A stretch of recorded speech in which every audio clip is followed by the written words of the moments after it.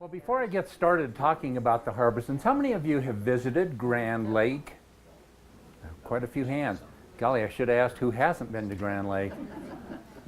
How many of you have driven over US 40 Berthoud Pass, leaving, there we go, a lot of hands there also. Well, for a few of you that have not, Grand Lake is about 112 miles northwest of Denver. As you came up Interstate 70, we would have liked you to turn off instead of come here, but no, I'm very glad that you're here. You would turn off near the town of Empire, which is also a former mining camp, and you would go up and over Berthoud Pass about 65 miles to the town of Grand Lake. I hope that orients you just a little bit from what we're talking about. Today, I would like to introduce you to the Harbisons. This was a very ordinary family. They really were. They were like your family, like my family. Okay, I don't know how ordinary my family is, but we're not going to go there. But they really were a very ordinary family. I think they led an extraordinary life. And I hope when we're done today that you feel that way also. Okay? Before I get to the part about the Harbisons in Grand Lake, I need to back up quite a ways in time. Let's go back to the Civil War. Now, I'm not a Civil War buff, but I'm going to talk about Andrew Harbison. He's dad in the whole program today. You'll get to know him a little bit as we talk. But Andrew Harbison served in the Civil War. He lived in Pennsylvania with his wife and two children, a son and a daughter. And they asked him to volunteer, so he did. He served for about a year. He went back to his family. And about a year and a half later, they asked him to serve a second time, which he did. This second time was getting a little closer to the end of the Civil War. And Andrew served for almost a year, but he was in the Battle of Cold Harbor. This was very near Richmond, Virginia. But because it was so close to the end of the war, it was also an extremely brutal battle. Huge casualties in the Battle of Cold Harbor. Andrew Harbison was injured in that battle. His left heel was shot off. They did a little bit of surgery on him, then they shipped him out to the Union Hospital in Jefferson City, Missouri, called the Jefferson Barracks. They did some more surgery on him there, put him outside with all the other soldiers in a tent hospital. He contracted an ear infection and lost hearing in one ear. Ordinary life. Yeah. For the next 44 years of his life, he walked on the toes on his left foot and was deaf in one ear. Okay? After he recovered, it took almost a year for his recoveries, he went back to Pennsylvania to his wife and two children. And he said, you know, out west it was beautiful. Why don't I go out there? I'll send some money back and have you move out. A lot of Civil War veterans did that. And so he got on a train with his 11-year-old son, Harry, and headed west.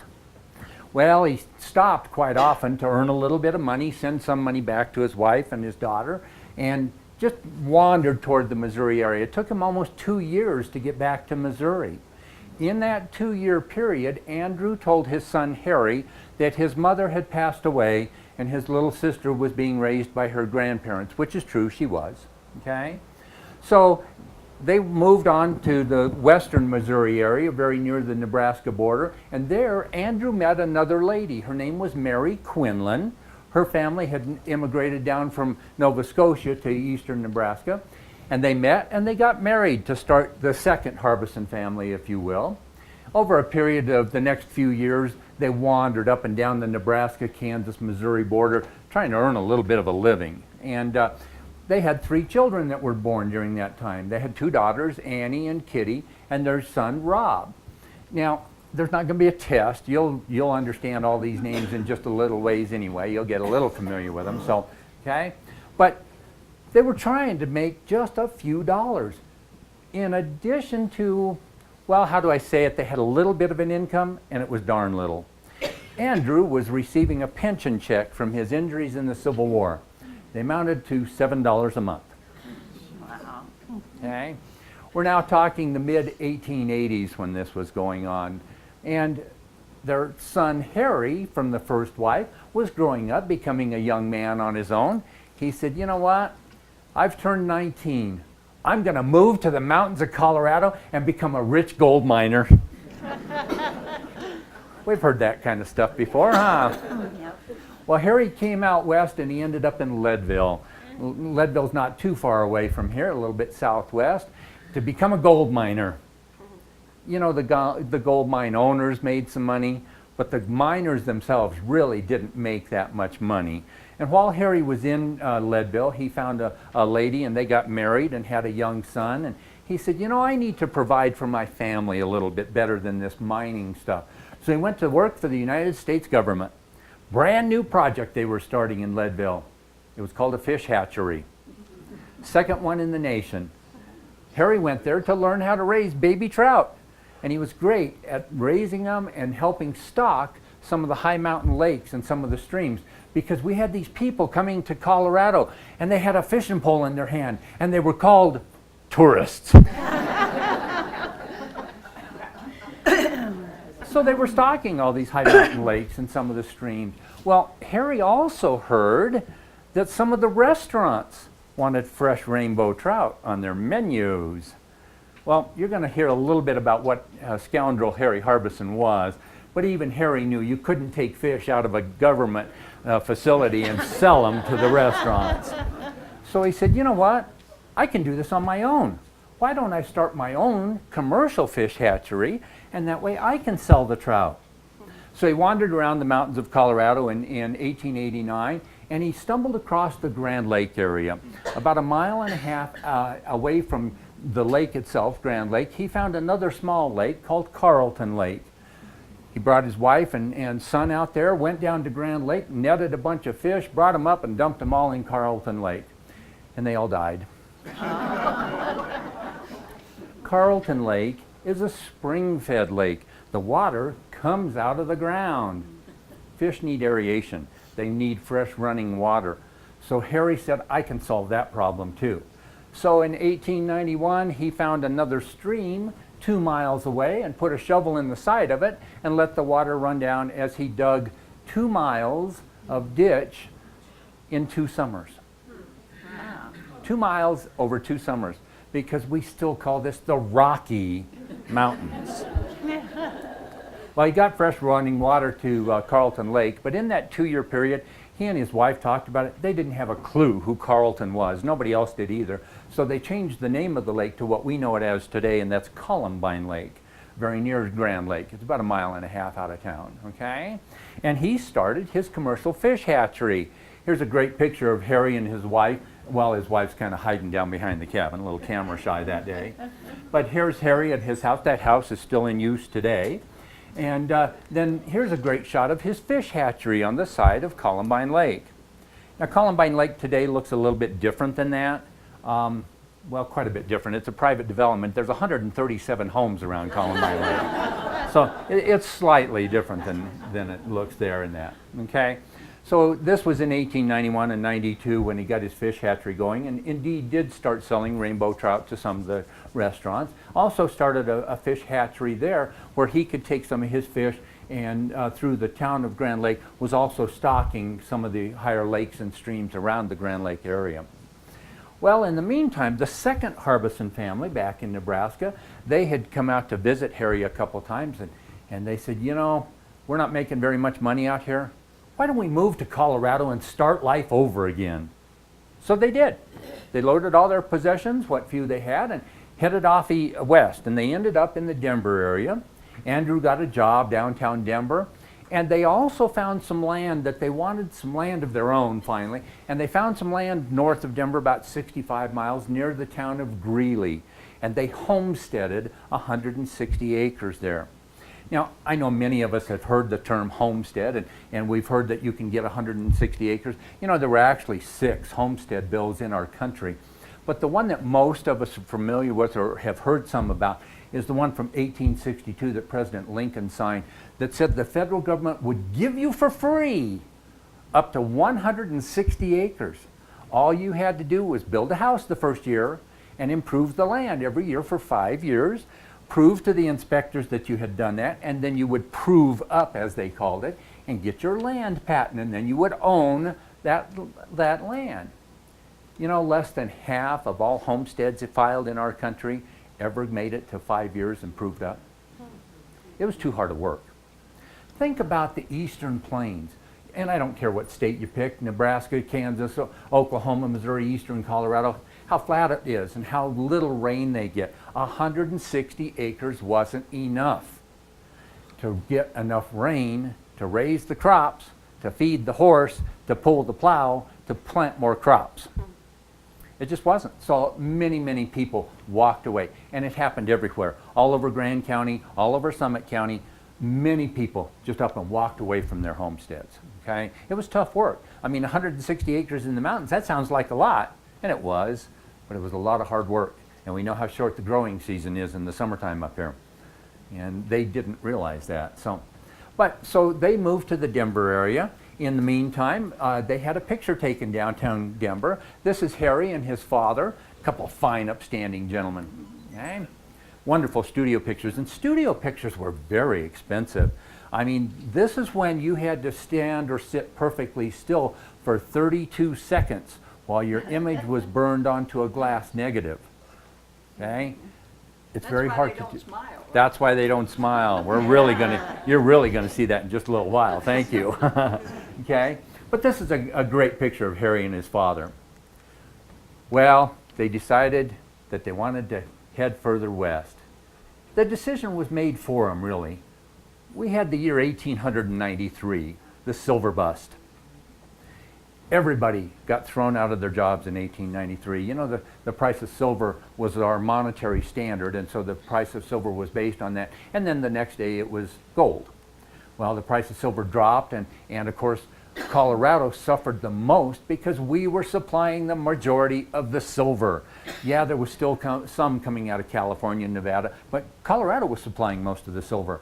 So our depression that was nationwide hit Colorado especially hard. And within 3 days, Andrew Harbison was out of work.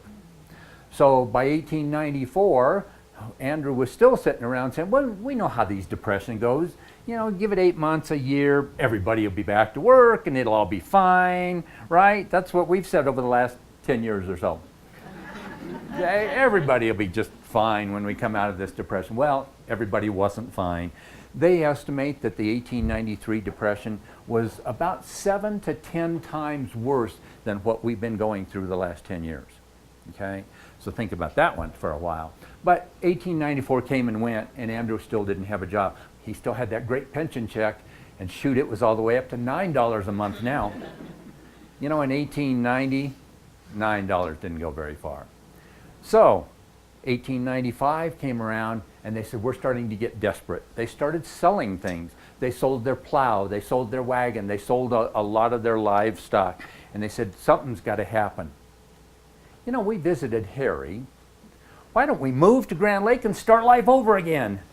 We can homestead and get land for free. Except Andrew and Mary had had a homestead near Greeley, and it hadn't been 5 years. They didn't prove up. They didn't own that land. But the girls could homestead. Annie, who was now 28, and Kitty was 24, they were old enough to homestead. Rob, their son, was only 20, so he wasn't old enough to file a homestead, or there would have been 3 and it would have messed up my program. But the 2 girls said, we can homestead. So they went up near Grand Lake and they asked Harry to show them around a little bit. He walked them around the area and he said, I know there's some perfect land that you guys can homestead and it's available. And by the way, it has this fresh running ditch running right through the middle of it. So the 2 Harbison girls, Annie and Kittie Harbison, each homesteaded 160 acres. They applied for their homestead in 1895. In 1896, they got the permission from the government to go up and start their homestead. And that's what took the Harbisons to the Grand Lake area. They wanted to start a dairy ranch, provide milk for the people of Grand Lake. After all, we've milked a few cows. What can be so hard about milking more than a few? So they wanted to start a dairy ranch. I'm going to read a couple times during the program today. I'm going to be reading from Andrew Harbison's journal. He kept it for several years before and after they moved to Grand Lake. Some of you have had an opportunity to come up and see Andrew's journal up here and see his wonderful handwriting. It'll be crowded afterwards, but please feel free to come up. Because I don't want to handle the book any more than I have to, I'm going to read the typewritten version of it for you. But this is directly out of his book, okay? Andrew wrote in January of 1897, I arrived at Grand Lake July 15th, 1896. Annie and Kittie arrived here September 11th. Mary and Robert arrived November 1st. Since coming here, we've done considerable work on the girls' homesteads, built a cabin, and moved into it January 8th, 1897.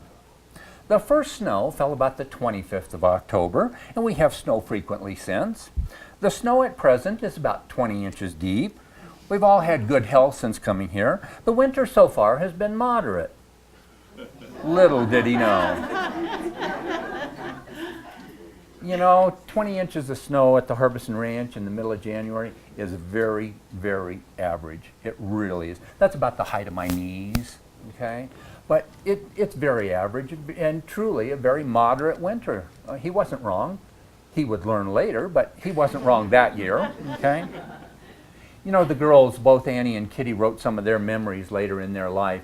Annie, we know she picked up her father's journal and used it kind of as a reminder so she could write some of her memories. We know she did because she copied it word for word in places.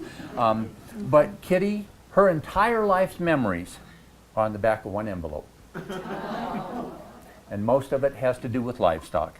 We bought 2 horses from the Mitchells. We sold a cow to the Johnstons, that kind of stuff. But I'm going to read a couple times from some of Annie's memories. And she wrote this about going up. She wrote July 15th, 1896, Father came to Grand Lake. September 11th, 1896, Kittie and I came to Grand Lake. November 1st, 1896, Mother and Bobby came to Grand Lake. Says the same thing, doesn't it? But she continued. She wrote, Harry and I went to Denver after them. We were storm stayed from Tuesday until Friday at the Big Chief Mine.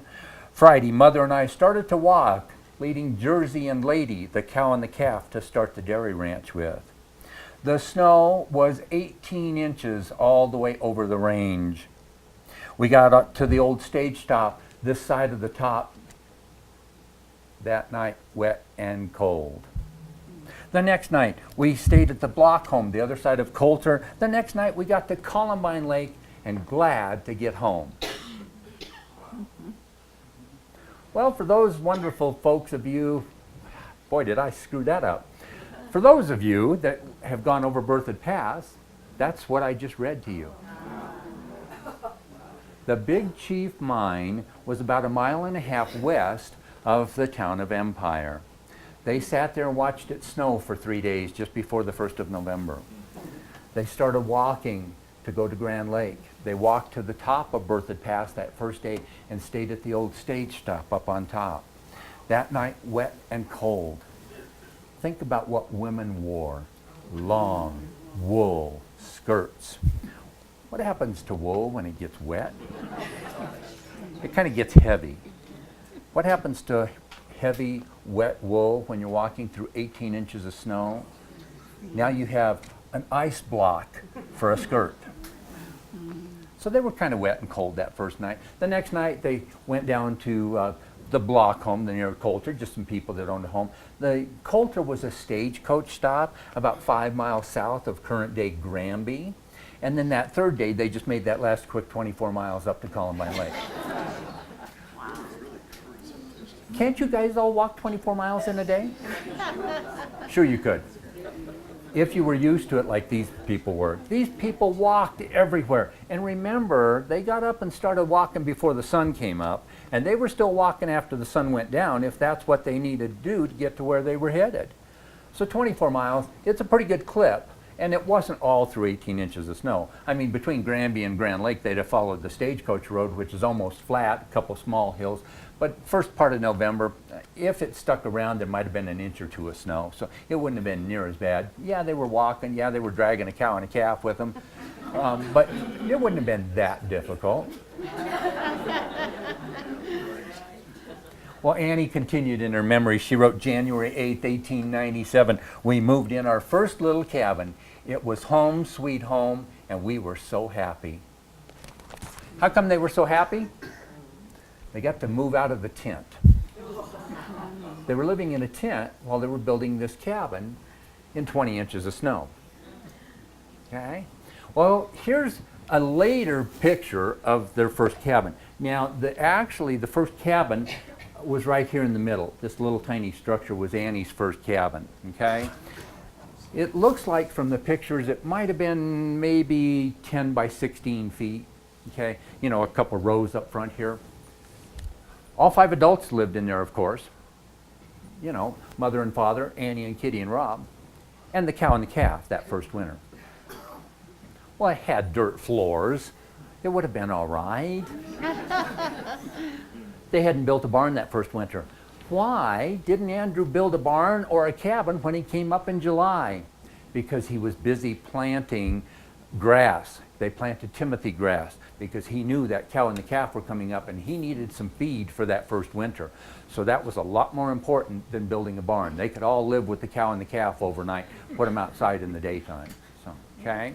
Now the initial plan was that on Annie's half of the property they would build her cabin, and then right across the property line they would build Kittie's cabin because the girls were always close. They were almost like twins. They were almost inseparable. Well, it didn't work quite that way. They built Kittie's cabin just a little too far. They intended to put a big cabin in between, which you see in the picture here, kind of like a living room, what we would call it today, and a couple of bedrooms on each end. They built Kittie's cabin about 15, 20 feet too far. It's just barely outside that picture. And then many years later, they also added a kitchen addition on the right-hand side that you see in that picture.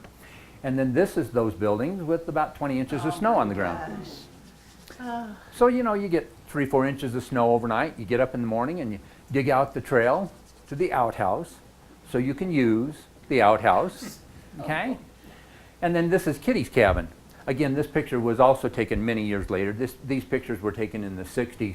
But that's the original sod house, roof on Kittie's house. And again, it was only about 15 feet. There's just barely, you can see the corner of the big cabin right over here. But I know what I'm looking at, so I cheat, okay? Well, that first year, 1897, that they were up there, this picture was taken down near the beach of Grand Lake. This is a very telling picture, and I'm going to refer to this picture a little bit later, so I'm going to want you to kind of remember it. But you see Mother on the left there, and Kittie is in the middle. Kittie and her mother were both, well, relatively conservative, kind of laid back, and you can see that a little bit in this picture. Annie, on the other hand, oh, look at her. She's got her hand on Kittie's shoulder because they were that close, but she's looking off in the trees, a big smile on her face, just full of life. You could just see it. And so, well, let me give you an example. Of course, the girls were great cooks. Say you had a recipe that, called for 2 eggs. Kittie, you know, it'd probably be just as good with 1. Annie, how much better would it be with 3? Kind of a difference in the girls.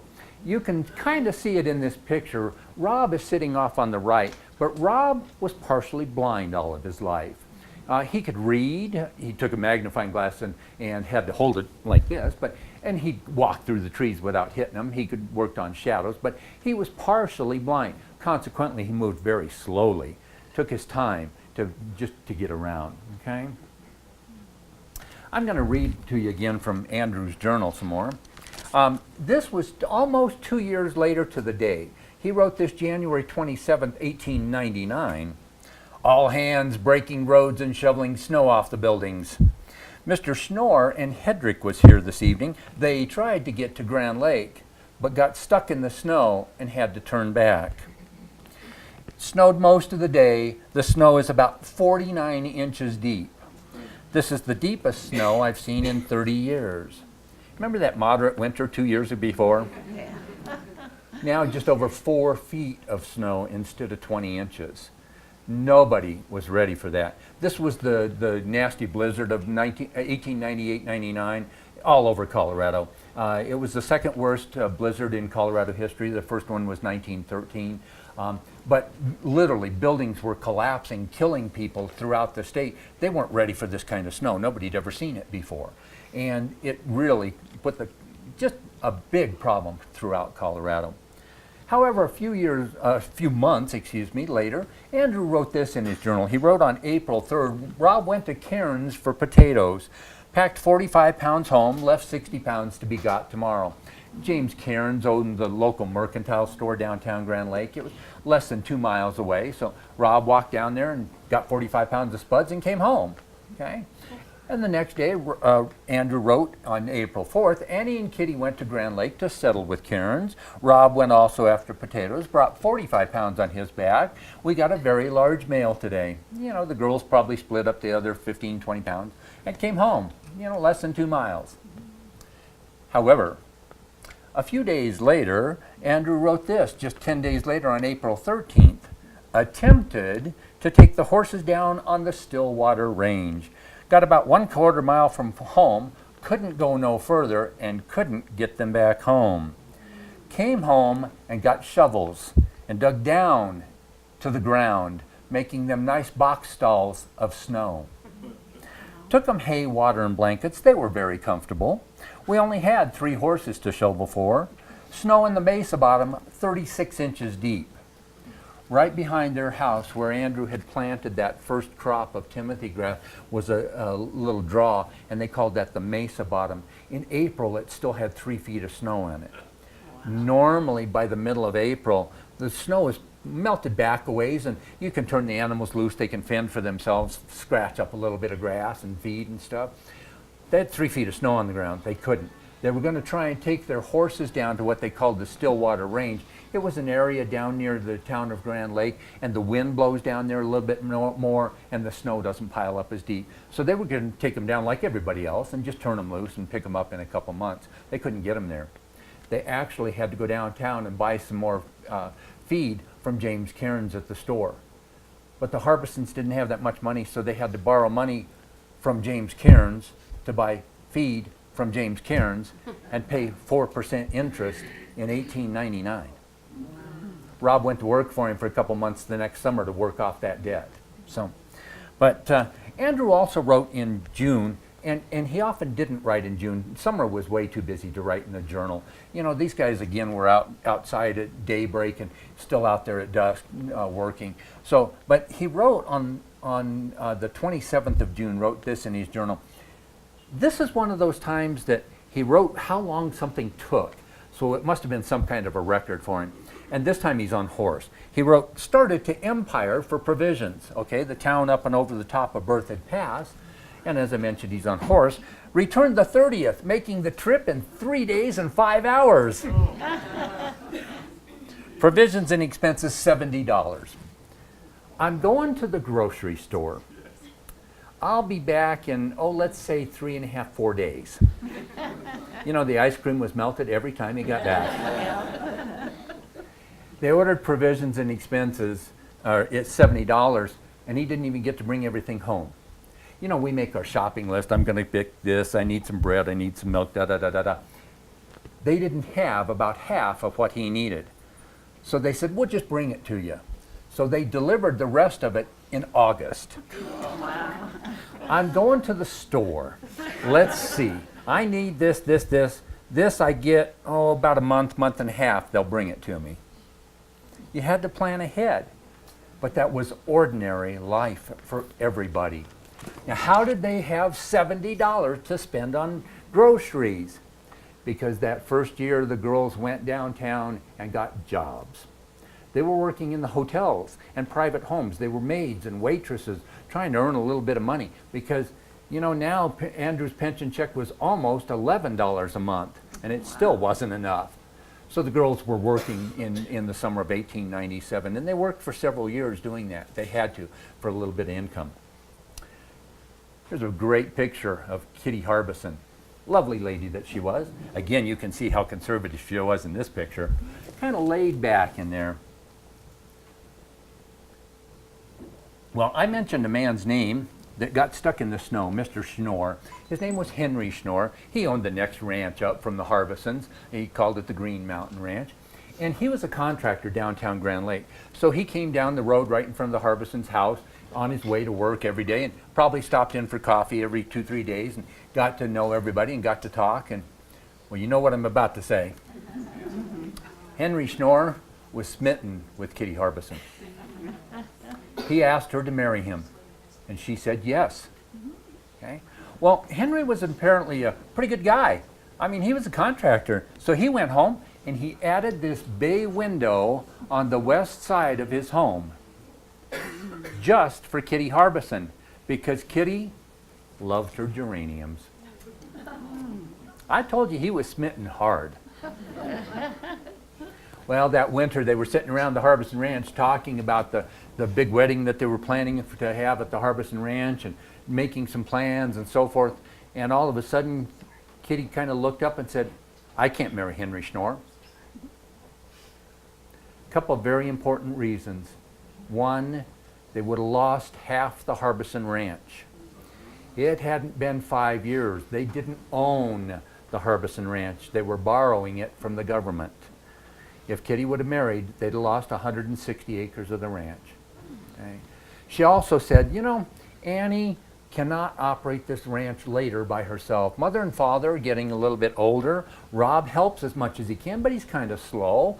And I don't want to make Annie take care of the whole 160 acres that would be left. So she changed her mind and told Henry Snore no and jilted him. Well, I mentioned Henry was kind of an okay guy. He eventually went downtown and married another lady downtown Grand Lake. They had 2 little girls. So one more time I'd like to read out of Andrew's journal for you. He wrote this on Sunday the 30th. The month of December is ended, and with it has ended the year 1899, also the 19th century. The month has been very favorable for outdoor work, cold at night, but mostly moderate in daytime. There's another one of those moderate winters. We have progressed some considerable in the year just ended. We now have 4 horses and 5 cows. We have bought in the year 1 set of harness, 1 sled, 1 pair of 4-year-old mares, a sewing machine, a riding saddle, and some other affairs, too numerous to mention, amounting in all about $395. Wow. The girls worked hard. Okay? They raised that money in the summertime.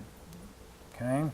From Annie's memories about the very next day, Monday, January 1st, 1900, New Year's. Several of the neighbors were here for dinner. The day was clear and moderate. All seemed to enjoy themselves for a good old-fashioned way. You know, in the Grand Lake area at the turn of our last century, 1900, there might have been 20, 25 people in a 15-mile radius. You never saw your neighbors in the wintertime. You were all working so hard to stay warm that you just didn't have time to go and visit. But every now and then they'd get together for a dance or some kind of a party. But New Year's was special. They'd always try and get together as many people as they could. 1900 happened to be the Harbison's turn. Okay. I know they got together sometimes because a few weeks later, Andrew wrote this on the January 21st. He wrote the young folks, now Annie is 32 at this time, but he wrote the young folks, 14 in number, went to the lake to a shivaree, but got left. Mr. Smith and his bride was missing. Of course, we all know what a shivaree is, right? Yes, no's, yes, no's, yes, no's. Well, it's a part of the wedding. I think it should be brought back into wedding ceremonies myself. I mean, you have your wedding, then you have a little bit of a reception and everybody gets to eat real good. Then the wedding couple, they go off over here to their honeymoon cottage, and the rest of the town, they go over here and they get their sticks and their pots and their pans and they go beat on the walls of the honeymoon cabin. Don't you think we ought to bring that back? Yes, no, yes, no. That's a shivaree. But Mr. Smith and his bride was missing. Well, we know what happened. Mr. Smith said, yeah, we're going to be over there. And they disappeared. They said, you go beat on the walls over there all you want to. We're not going to be around anyway. Okay? So, you know, also that winter they were sitting around talking. And Rob said that in the summertime when he delivered milk downtown in 1899, he was starting to deliver some milk. And the customers were complaining that he had to be there every other day and sell them a quart of milk because they couldn't keep it cold. Rob and his dad got to talking and said, you know, we can solve that problem. Why don't we go down to Grand Lake and cut big blocks of ice out of the lake, put them in an ice house, and then we can deliver ice with the milk. And that's what they decided to do. Here's Rob with his ice cart, his little sleigh. He'd go down and cut about 2-foot blocks out of the lake. The Grand Lake freezes about 2 to 3 feet thick. And he'd take a big ice saw down and cut big blocks and bring them up, put them in the ice house. And they covered them up with something they had all kinds of, sawdust. They'd been cutting down trees like crazy to build cabins and a barn and fences and cut wood for the wintertime to stay warm, they had sawdust everywhere. So they built a small ice house and just covered up with about 1 foot to 1.5 feet of sawdust. And Rob could deliver ice in September of the next year. Wow. Pure economics. He could deliver a quart of milk for 5 cents. He could deliver a small block of ice for your ice box for 10 cents. Now, I'm not a mathematical genius, but that makes sense even to me. Okay? So that's what they started. And the Harbisons certainly did not invent the ice house. They just happened to have the first one in the Grand Lake area. There were several that came up the very next year. James Cairns down at the store built one for himself, but he used it just for himself and his family. So, but the Harbisons sold milk and ice and did very good at it. Here's another great picture of them cutting ice out on Grand Lake. Now, this is much later. You can tell, shoot, there's a car out there on the lake with them. But that's Rob standing in the back of the wagon there, and there's a guy out back with a big ice saw cutting through the thick ice out there. 1891 came, and it was a very important year to the Harbisons for a couple of different reasons. One, it had been 5 years. They could apply for their land patent. And so in 1891 they did. They filed for their land patent with the government, and by 1892 they got their land patents, one for Kittie and one for Annie. You know, many of these land patents were actually signed by the President of the United States because they understood the importance of moving people out west and developing our country, okay? And Teddy Roosevelt signed an awful lot of the land patents. Not every one of them. Some of them were signed by their secretaries and stuff. But Teddy Roosevelt was a strong supporter of the homestead laws and moving people out west and settling our country. So it's very important to think about. But because of that, Rob was starting to deliver more and more milk, and now the girls had enough income, they didn't have to work downtown anymore. They could be out at the ranch milking the cows and helping out. As a matter of fact, many years later, the history of Grand Lake was written by James Cairns' wife, Mary Lyons Cairns. She wrote the history of Grand Lake, and because she knew the girls downtown from working down there, she wrote that the girls worked like men while their lazy brother slept in. Well, you know, the girls did work very hard, milking the cows and everything, and Rob could have slept in. He wasn't lazy. He was spoiled by his big sister, Annie. She loved her little brother. She really did. She was 8 years older than him, and she would take care of him. Well, I'll give you a quick story. I don't want to go too much over time. She'll start smacking me probably. But they had Sunday dinners at the Harbison Ranch, and people would ride for miles on horseback to pay $1 to have lunch at the Harbison Ranch, because the Harbisons did something that nobody else did. They had ice cream. Oh. They had a dairy, for heaven's sakes, okay? But at this picnic or the Sunday lunch, they would always have fried chicken. They had lots of chickens on the Harbison Ranch, but they also had stewed chicken. Some of us like stewed chicken, some of us don't like stewed chicken. You just take a big vat of water, throw a chicken in it, boil the hell out of it, right? Yeah. Annie always made sure there was stewed chicken because Rob liked stewed chicken. She spoiled her brother, okay? In 1906, Andrew Harbison passed away. What an incredible life that man led. Think about it. He was 32 years old when he joined the Civil War. Second time he was in, his left heel was shot off, lost hearing in one ear, moved to Missouri to start life over again, moved to Denver to start life over again, moved to Grand Lake when he was 66 years old to start life over again. What a life. Okay. Well, here's a great picture of Mary Harbison. Again, it's in an oval, so you know it was a studio picture. It was, oh, did I say this was a woman?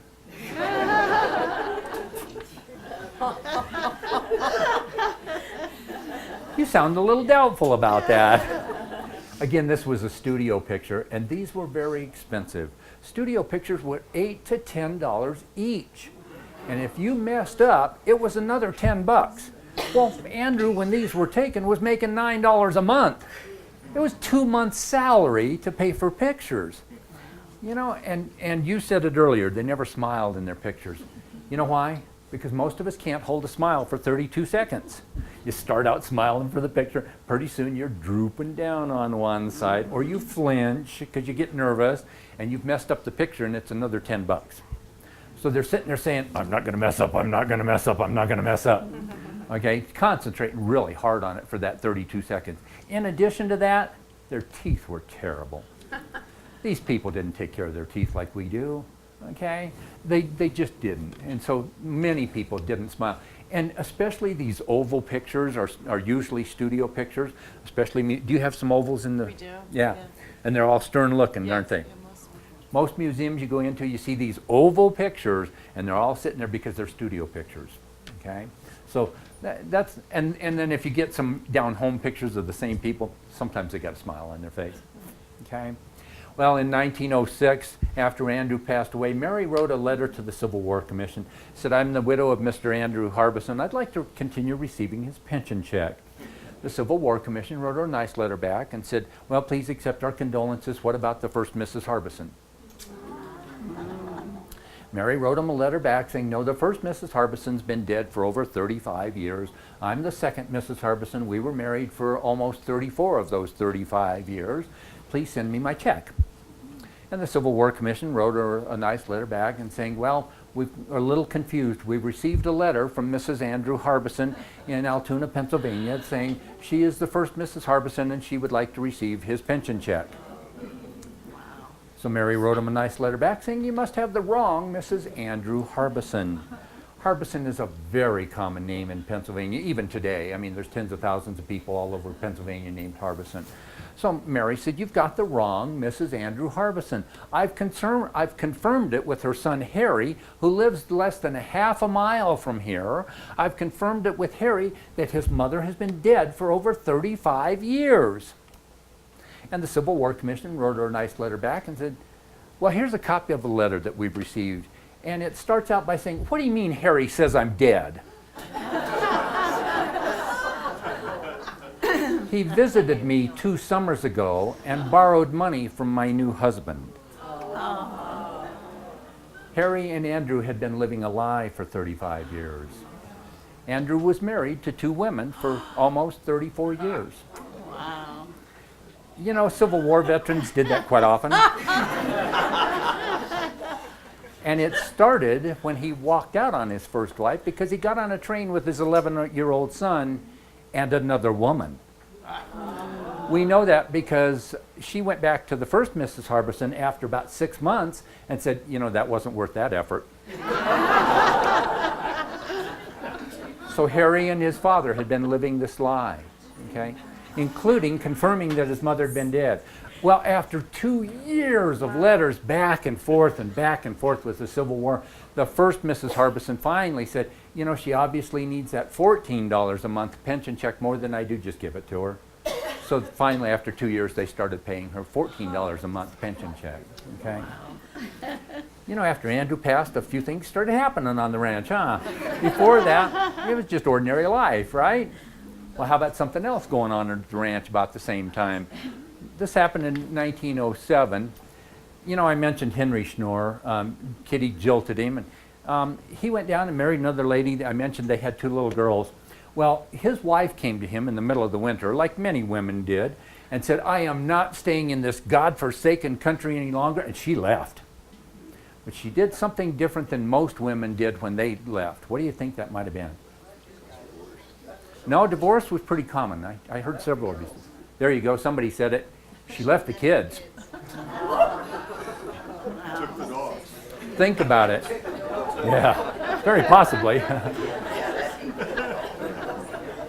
But think back to 1900. Men didn't have a clue how to raise children. Now, I won't go into today's conversation. I just won't go there. But Henry Snore was a contractor. He was downtown building buildings. He didn't know how to take care of his children. So he loaded them up in a wagon and took them to an orphanage in Denver. The older one was about 4 at the time, about 3 maybe. The younger one was only 18 months old, and she hadn't learned how to walk yet. They carried her around on a pillow. We don't know why. We do know that just a few months later she was walking. But so he got to the orphanage, and they said, look, we've got a building full of sick children that don't have any parents. You're their father. take them home and do the best you can. So he loaded them up in a wagon and went back to Grand Lake. Well, you know what I'm going to say. Yeah. He stopped at the Harbison Ranch. It's easy. The girls said, well, leave them here. We're women. We can take care of little kids. Mother's right here. We all know how to take care of children. So he did. You know, it's not like he was abandoning his daughters. He lived a mile away. He stopped for coffee every couple of days. It was like a daycare, okay? I mean, his girls were fine and he knew it. So, but this picture was taken on that day, okay? This is Henry Snore on the left holding his older daughter, Beatrice. And then that's Annie in the middle holding the young girl. Her name was Mary, but that was also Mom's name, so they nicknamed her Mame or Mamie. And then that's Mother on the right, okay? You can see some of their geraniums in the window behind Mother there, just a few of them, okay? So he just left the girls there. Well, a couple years later, he married yet another woman from downtown Grand Lake. We don't know why he didn't marry Kitty. We don't know if he even asked her again. We don't know if she said yes, no. We honestly don't have a clue. But he did find another wife downtown Grand Lake, and she had 2 children of her own. Her first husband had been killed in a mining accident. And he moved them up to Green Mountain Ranch and got them settled in and came down to the Harbison Ranch and said, okay, girls, come on home. Well, by now the girls were a little bit older. Beatrice was almost 7, and Mame was almost 4 at the time. And Beatrice said, okay, great, you know, here's my new mom, I'm going up there. Well, Mame wrapped her arms around Kitty and Annie and said, no, these are my mom, okay? And think about it. These were the only parents she'd really known. She was 18 months old when she got there. So, you know, it was kind of natural for her to think that way. And what did the new mom say? That's one less mouth I have to feed. And again, they went back and forth to each other's ranch all the time. Shoot, Mame went up to that ranch and the parents came down and she saw her sister all the time. Again, it wasn't any kind of abandoning her. They were always very, very close, okay? So that was just another one of the things that was going on right after Andrew passed away. But again, it was very ordinary life. You know, I've talked about a lot of hard work and no play around the Harbison Ranch. Well, how about a Christmas tree? This picture was taken a few years later in the big cabin, but look around it. Look at the books around. Wow. Andrew Harbison was a very well-read man. You can see by his journal. You know, he really was. He'd read anything he could get his hands on. The whole family was literate. Yes, the girls were literate. Not real uncommon at 1900, but not uncommon or real common for women to be literate. Okay, it was kind of the middle road there. But all the family could read. You know, a beautiful Christmas tree like this. They would have Christmas celebration, Christmas Eve actually after dark, so they could light the candles. Okay, they'd, you know, probably make a gift for each other, do a quick exchange, and blow the candles out, and Christmas was over in 15 minutes or so, right? Well, let's consider this. We have a log cabin. We have a dead tree in the middle of it.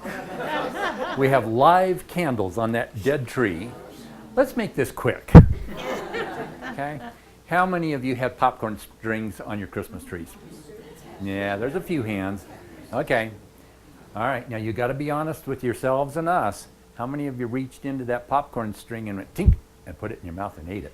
Yeah, I'm seeing a couple of heads shake. Uh-huh. Wasn't that god-awful stuff? You string the popcorn, and of course you eat the popcorn when you're stringing it. That's just natural, but you put it on there, and it's been on there for a week or two, and you grab some of that dead popcorn after a couple weeks. Oh, it's just awful stuff, I think. You know, ranch life wasn't kind to Kitty and Annie Harbison. I want you to think back to that picture down on the beach. They have bows in their hair and nice hats and beautiful dresses and everything down on the beach when they first got there in 1897. Well, this picture I'm about to show you was taken about 16 or 17 years later. We don't know the exact date of it, but this is Annie and Kitty. You know it's Annie and Kitty. They're holding hands, but it's with Mame as a young teenager. Again, she grew up on the Harbison Ranch. Doesn't that look like everyday life on a ranch in the mountains of Colorado? Really was. Mame did grow up on the Harbison Ranch. She even had a pet porcupine she named Whoopi. This was taken in the early 19 teens. As I mentioned, we don't know exactly when. 1917 came around. We had a world war going on. Rob Harbison was drafted into the Army. He went down to Denver, and they said, "No way are we taking you. You can't see." And in World War I, they'd take almost anybody that could breathe and shoot a gun. But Rob couldn't see enough to shoot a gun very well. So they told him no. So he stayed around Denver and did a few odd jobs trying to raise a little money. By now, they had hired a couple of ranch hands to help deliver the milk and milk some of the cows. So Rob was able to stay in Denver for a couple months, but it really didn't work out. So by the end of the summer, he was back delivering milk for the Harbison Ranch, downtown Grand Lake. In the summer of 1917, a wealthy family out of Denver came to their summer home in Grand Lake, and they brought their 4-year-old daughter with them, and their daughter had a nanny. Her name was Myrnie Klein. Well, Myrnie came to spend the summer with them. Rob wasn't delivering milk to the wealthy family, he was delivering milk to the nanny. Yep, you guessed it. They fell in love. And in December of 1917, Myrnie and Rob got married. Rob Harbison stood 6'4", tall, strapping man. Pick up a couple of milk cans, walk around town delivering milk, load them in a boat, row 3/4 of a mile across the lake, deliver milk over there, row back. Okay, he was a little blind. Myrnie Klein, if you stretched her, came up to 5 foot, nothing. She's standing up in their wedding picture. Rob's not. They couldn't get married until December because Myrnie's grandmother told her she couldn't get married until she turned 19. So 3 days after her 19th birthday, she married Rob Harbison. She was 19, he was 41. It worked out great for him. Wait a minute, I just heard some comments. Ooh, a younger woman.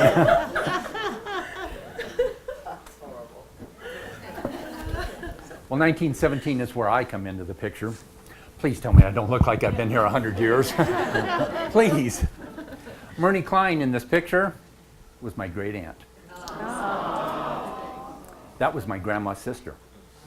I knew Aunt Myrnie and Uncle Rob very well. I played at their house in Grand Lake many times when I was a little boy, and they also had a little house in the town of Berthoud up by Longmont, north of Denver, and I played at their house a lot. Okay? Very, very dear people to me, and that's why 16 years ago I developed this program originally for Rocky Mountain National Park, and now I present it all over the state of Colorado. Thank you.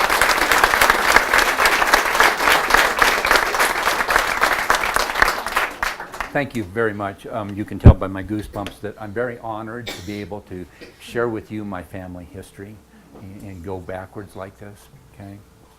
Well, Myrnie and Rob stayed at the ranch in one of the rental cabins, and then Mother passed away in 1923. Again, just a wonderful life. Moved a couple of times to start life over again, including moving to Grand Lake. In 1927, Rob and Myrnie moved downtown Grand Lake and built a couple of rental cabins of their own, started renting them out, but they were still selling milk and ice through their rental cabins downtown. By 1930, Mame, who was still at the ranch, married one of the ranch hands. His name was Clyde Gudgel. His hair bright red, they called him Red. And they had a young son. His name was Howard. He was born in Annie's cabin there on the Harbison Ranch. And here's a great picture just a few years later of Howard. That's, again, Mame. You know, Annie and Kittie are holding hands, so you know which ones they are. That's Mame in the middle with her son, Howard, and then Rob off to the right with his ever-present pipe. I remember Rob's pipe hanging out of his mouth. He had an indentation on the corner of his lip. Okay? Well, also in 1930, the National Park Service came to Annie and Kittie Harbison and said, "We would like to buy a corner of your ranch." Okay? And the girls said no. Because the National Park came in 1915 and they went, "Plop, you now have a national park on all 4 sides of your Harbison Dairy Ranch. And by the way, we don't allow cows in our national park. We want you to sell your ranch to us." And the girls said no. The girls did not like the National Park Service. They called them government revenuers. They fought the park all the time over selling part of the ranch. In 1930, the park came and said, we are trying to realign the road, take it outside from right in front of your door, and we want to realign it to the new road that we're developing called Trail Ridge Road. And the girls said no. Number one, we have rental cabins right here that are right on the road, and we'd like to continue having tourists stay in them because we can get $1.50 a night for that.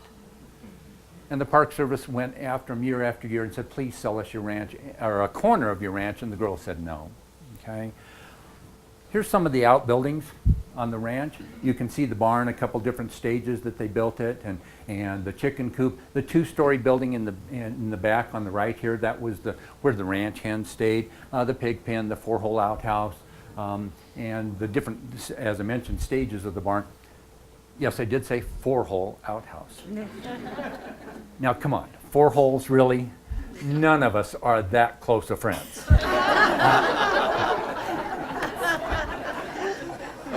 Why did they have a 4-holer? You know, most of us have seen a 1-holer, a 2-holer. They were in the Rocky Mountains. You dig a pit for your outhouse deep so you don't have to move it as often. In the Rocky Mountains, you dig it sideways because when you dig 3 feet down, you find boulders the size of a VW bug. Okay, so you just build it sideways so you don't have to move it as often, that's all. So they had a 4-holer. Usually when I have kids in my audience, I ask them about the barn and point out that, say, doesn't that look like a great place to play? How many of you played in a barn like this when you were younger? Yeah, look at all those hands. See, it's a great place. I never played in that barn, but I know it was a great place to play because my dad broke his arm when his little brother threw him out of the 2nd story of that barn. You know, the years start tumbling by still more. And by 1938, Rob let it slip. In other words, the girls told him to say so. He let it slip that the girls were finally ready to do a deal with the Park Service to sell a 54-acre corner of their ranch. The park people drove over from Estes Park and drove their cars over and met with Annie and Kittie. Kittie, who was now age 66, said, well, I'm going to take you out and show you the corner of the Harbison Ranch, and I'm going to show you where your new road's going to run. And they said, no, we're the federal government. We have engineers and surveyors. We know where the corner of your ranch is, and we know where we're going to put the new road. And Kittie said, we're going to sell you 54 acres of our ranch. I'm going to take you out, and I'm going to show you the corner of the ranch. So at age 66, she went out to the corral and saddled 4 horses, because she wasn't riding in that car with them. And she drove them out, or she rode out to the corner and pointed out the corner of the ranch, and they said, yeah, right where we thought it was. And then she laid out where the new road was going to run. The road that you drive on now, Trail Ridge Road, is about 12 feet from where Kittie Harbison laid it out. It's 61 feet from where the surveyors laid it out. It works out that way sometimes, doesn't it? The next picture, this is one of my favorite pictures of the girls. This is one of those pictures that we all hate. Come on outside, I want to take your picture real quick. No. You know, I'm going to go in and change shirts. I need to take a shower real quick. Let me brush my hair and clean up. No, it didn't happen that way. This picture was taken in the summer of 1938. Again, ranch life wasn't real kind to Annie and Kittie. Torn pocket, flour on the apron. She'd been baking probably. Their dog Scout. We have pictures of 7 different dogs on the Harbison Ranch, and they were all named Scout. Made it easy, I don't know. But look in the window and see how tall those geraniums are. I'd like to read something to you.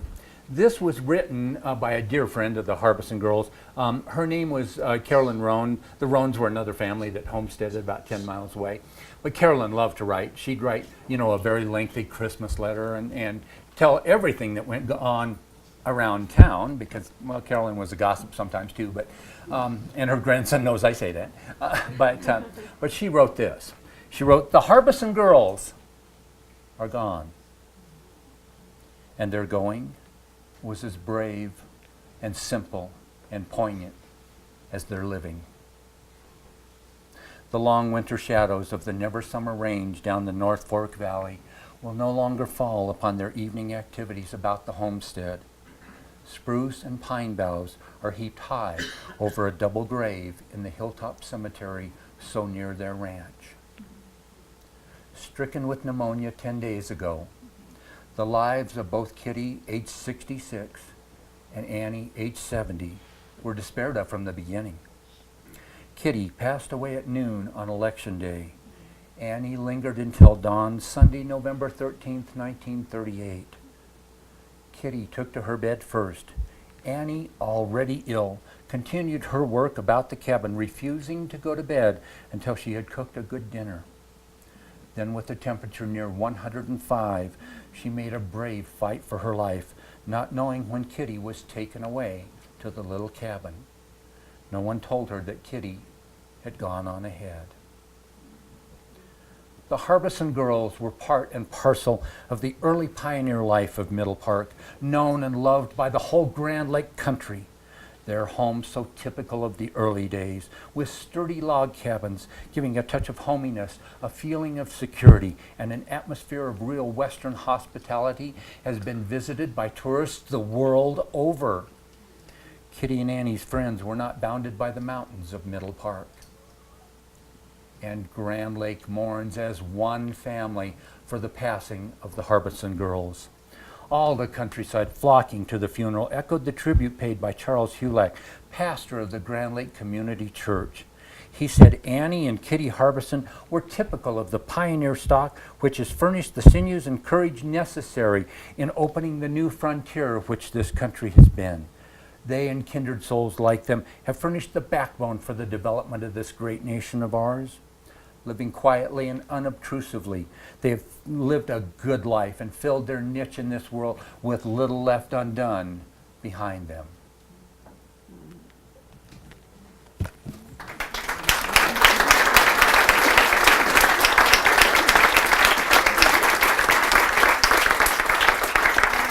Thank you very much, but we're not done.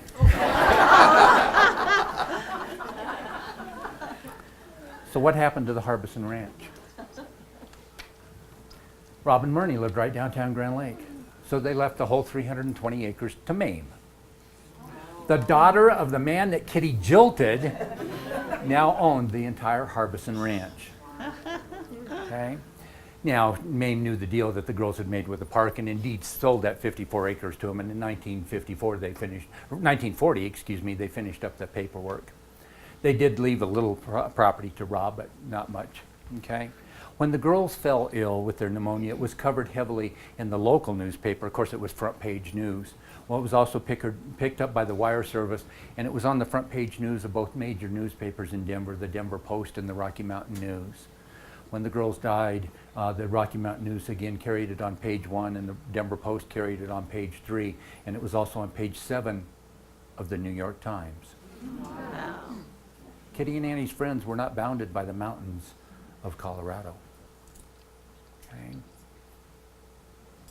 Well, a few years later, in 1967, my Aunt Myrnie called my dad at work, said, "I'd like you to look in on Rob this afternoon." And she never talked like that, so my dad went over and looked in on Rob. In the 20 minutes it took him to get there, Aunt Myrnie had gone in and laid down and quietly passed away. Rob actually came to live with us when he was 90 years old. July of 1969, my mother and I sat with Rob Harbison and watched Neil Armstrong walk on the moon. Think of the life that man led. In his lifetime, we invented electricity, the automobile, the telephone, the television, on and on and on and on. And he watched man walk on the moon. Think of the life he led. Uncle Rob passed quietly just before his 95th birthday. Okay? So what happened to the Harbison Ranch? I wish I could point out these buildings to you. They don't stand any longer. The National Park Service acquired the rest of the ranch from Mame and her husband in 1954. They were getting a little tired, so they sold the rest of the ranch. And thank goodness the National Park Service got it, because they've kept the property and it hasn't been developed into a bunch of condominiums and apartments and townhouses and rental cabins and so forth. Okay? And the National Park takes very good care of the Harbison Meadow. Oftentimes, well, I was talking to people yesterday, they counted 135 elk on the Harbison Meadow. Okay, so we're so glad that Rocky has it.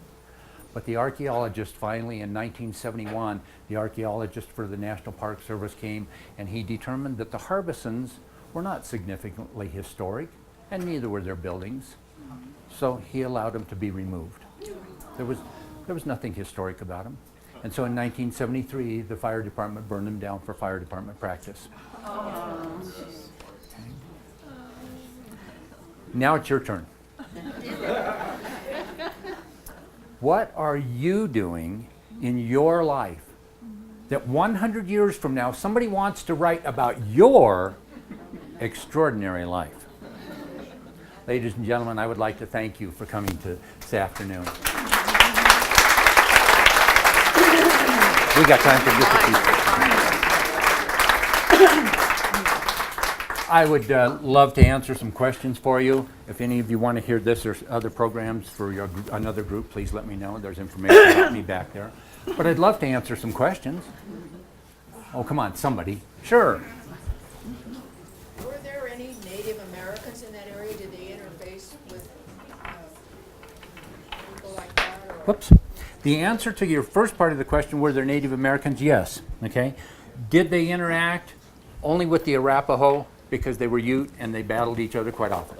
I'll be here the 18th for the Ute discussion. Great. Okay. The Ute were in the area first, and many years later, after several hundred years that the Ute were there, the Arapaho showed up and they fought each other. But yes, they were. And there's a wonderful story about the battle between the Ute and Arapaho on the side of Grand Lake. So, okay. And just because you asked a question, you get a sticker that says Grand Lake. Now, who wants to ask a question? Huh? Let's start with the gentleman back here, and then I'll get to you. Okay. What did the federal government pay for the 54 acres? I do know the answer to that question. Normally, I don't answer it. It was $7,000. Wow. And they needed the other 300 acres also. So would you like a Grand Lake sticker for your car? Okay. How about you? Does this Harbison family have any relatives in Ohio? My maiden name is Harbison. Most likely. In other words, I don't know for sure. Yeah, Andrew. in Ohio, it's a very unusual name. Okay. Well, Andrew Harbison had a brother, and he only had one brother, and he lived in St. Louis. I've been to St. Louis. That's actually where I found out about the New York Times. It's in the St. Louis library there. There's a bunch on the Harbisons there. Okay. So, yeah. But Ohio, I honestly don't know. There is a Harbison dairy, very big operation in Pennsylvania.